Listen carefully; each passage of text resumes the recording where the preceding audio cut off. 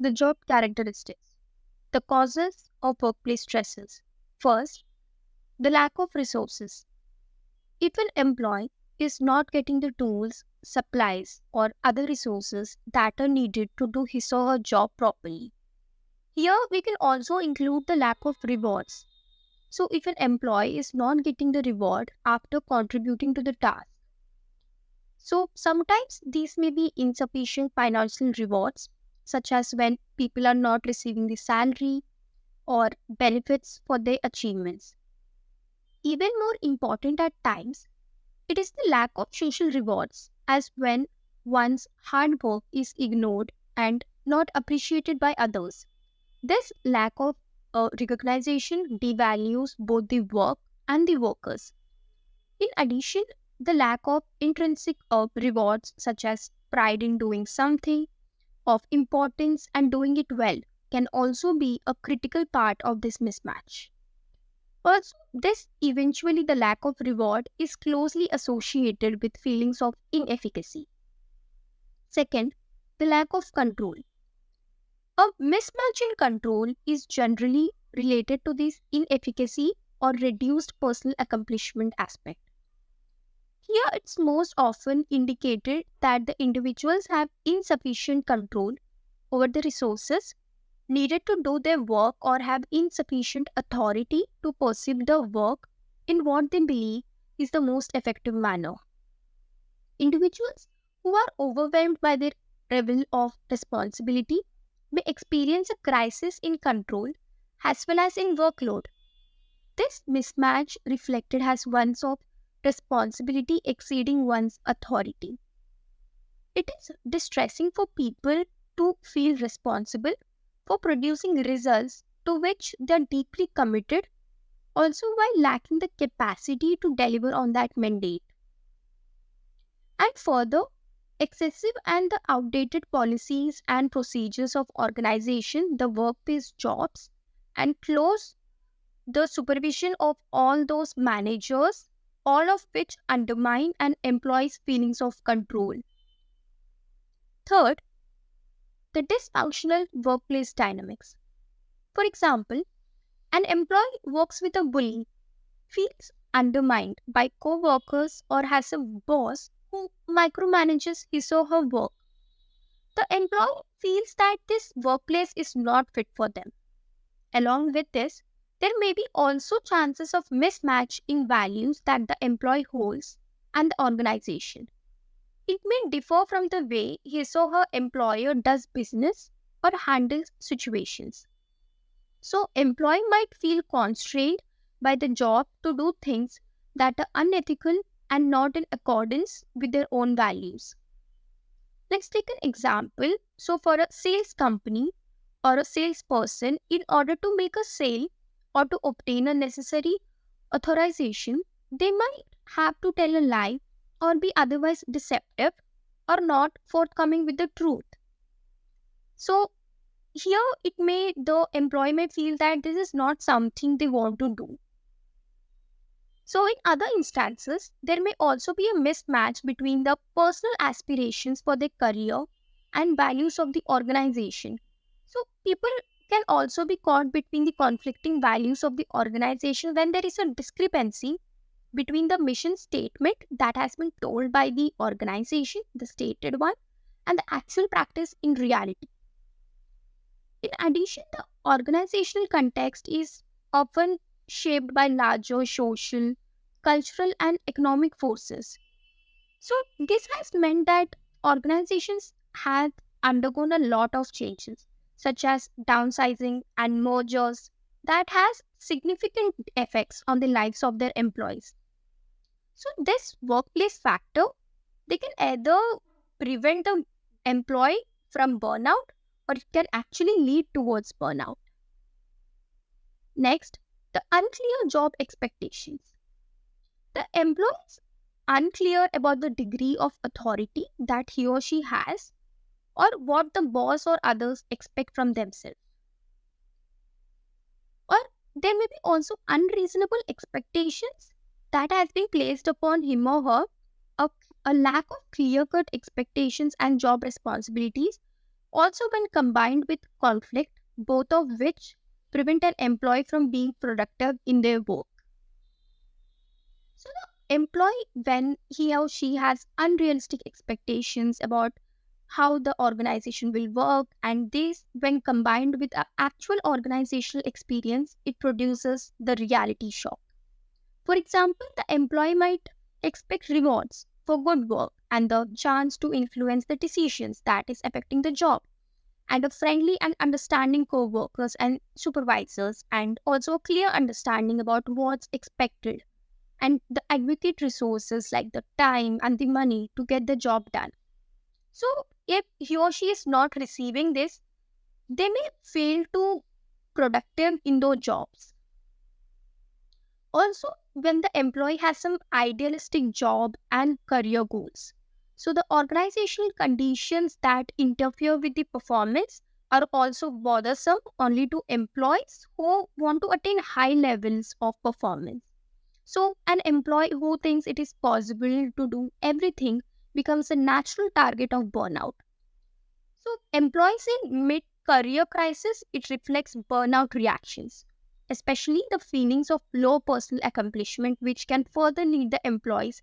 They start feel more personally responsible for their own failure and experience the most burnout. So, these expectations, when combined with no interest towards work, leads to overloading of work.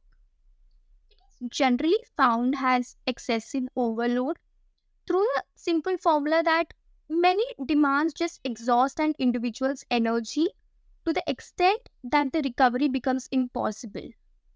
A workload mismatch can also be result from a wrong kind of work, as when people lack the skills or for a certain type of work, even when it is required in reasonable quantities. Emotional work is especially draining when the job requires people to display emotions inconsistent with their feelings. So, generally, workload is mostly directly related to the exhaustion aspect of burnout. Last, also the important one, the lack of social support. The employee feels isolated at work or he saw her personal life. The lack of support groups or the cohesive work groups, which in turn it prevents an employee from acquiring information that is needed to cope when faced with burnout. Work takes up too much of the employee's time and effort, leaving little or nothing left to spend with the family and friends or pursuing other interests. So, for example, if a person who is working from morning to evening shift, but he also wants to just work on his or her hobbies and just spend time with their family, friends, but he or she is not able to do that. When people just lose a sense of positive connection with others in the workplace. So people thrive those community and function best when they get praise, comfort, happiness, and even humor with people they like and they respect.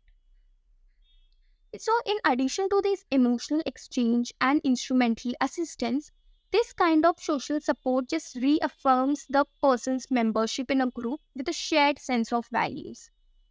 So, unfortunately, some jobs isolate people from each other or make social contact just impersonal. So, however, what is most destructive of workplace community is chronic and unresolved conflict with others on the job. Such conflict produces those constant negative feelings of frustration, hostility, and reduced likelihood of social support. These were the causes, and now we'll be talking about the consequences. The high cost of employee burnout. Employee burnout can transform the top performing employees into different, indifferent, the frequently absent, ineffective workers. It can result in lower productivity, lower engagement, and also the potential for a great loss of knowledge, expertise, and creativity. A person's vitality and creative force will be hindered or even destroyed by burnout. Someone's passion and sense of purpose can also be completely subverted. So burnout is a huge risk for employees' health and well-being. So first, we're going to be talking about the first consequence, withdrawal. The withdrawal behaviors just develop. Employees just want to avoid what discomforts them. And those organizational conditions that can cause burnout are certainly discomforting. Under these circumstances, a logical reaction is to just withdraw, leave work early, or arrive at work late, take long breaks, or stay away from the workplace as much as possible. It can be seen as a first sign that the person is experiencing burnout. The second, the interpersonal friction. So here the has employees begin feeling cynical, the depersonalization, that relationship with the others, and also the small differences that lead to monumental arguments with co-workers. The work assignments just begin to seem like the challenges, and even the friends or the family, they just avoid those interpersonal relationships. Third, the declining performance. As a result of burnout, the quantity of an employee's performance may not diminish, but the quality definitely. Burnout has been associated with various forms of job withdrawal, the absenteeism, the intention to leave the job, and the actual turnover. However, for people who stay on the job, burnout leads to lower productivity and effectiveness at work. Consequently, it is associated with decreased job satisfaction and a reduced commitment to the job or the organization. People who are experiencing burnout can have a negative impact on their colleagues, both by causing greater personal conflict and by disturbing the job task. So, there is also some evidence that the burnout has a negative spillover effect on people's home life too. So, yes, the next one, the family life issues. Just as burnout leads to behaviors that have a negative impact on the quality of one's work life, it can also lead to behaviors that cause a deterioration of quality of home life too. So there was a study where the burnout was assessed in 142 married male police officers. So after the work done, so the wives were asked independently to describe how these officers behaved when interacting with their families at home. Emotionally exhausted officers after the work, they were described by their wives as coming home tensed, anxious, upset, and angry, and as complaining about the problems they faced at work. These officers were also more withdrawn at home, preferring to be left alone instead of sharing time with their families. Next, the health. The burnout may eventually lead to the health related problems. So, the study that we have described, so the burnout victims were more likely to suffer from insomnia, that is the lack of sleep, and to use medications of various kinds. The officers were also reported using alcohol as a way of coping with their burnout. So, in short, we can see that the exhaustion component of burnout is more predictive of stress related health outcomes. There were parallel findings have been found for the link between burnout and various forms of substance abuse, even in the case that we have discussed, where the officers were using alcohol, and even some may use sleep or the eating thing has to escape from the stress. So, in terms of mental health, the link with burnout is more complex. It's also seen that the burnout has been linked to personality dimension of neuroticism. That is the emotional instability, irritability, and the self-doubt of a person. And also a psychiatric profile of job-related the chronic fatigue syndrome. So this shows that it is linked with the mental health problems. Such data might support that the argument that it itself a form of mental illness. However, a more common assumption that the burnout causes mental dysfunction, that it just precipitates a negative effect in terms of mental health, such as we have discussed before, that the anxiety, depression, those drops in self-esteem. And also an alternative argument here is that the people who are mentally healthy are better able to cope with those chronic stressors, and thus just likely to experience the less burnout. Studies show that the burnout employees have even the low cortisol level than their peers.